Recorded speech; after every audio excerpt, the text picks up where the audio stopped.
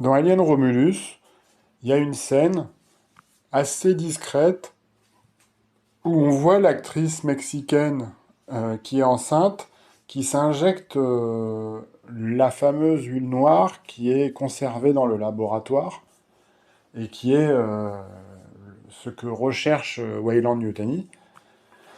Et donc elle s'injecte ça, alors que bon, bah, parce qu'elle veut sans doute sauver son bébé, parce qu'elle a été contaminée par un facehugger. Alors, normalement, quand un facehugger contamine quelqu'un, bah, ça, il y a une espèce d'embryon qui pousse dans son ventre, et puis qui sort par le ventre, quoi. Or, là, elle, c'est pas son cas.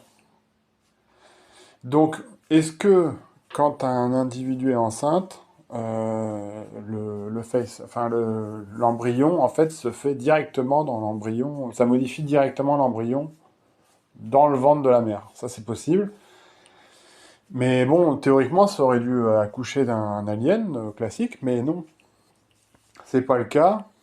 Ça aboutit sur une créature incroyable et du coup qui a les traits des ingénieurs.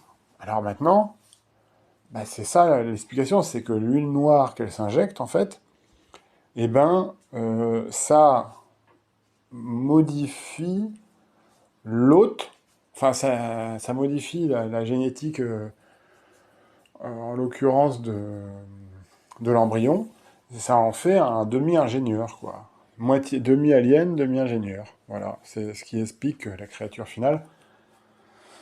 Donc voilà, bon, c'est un petit peu compliqué tout ça, mais je vois que ça comme explication. Voilà.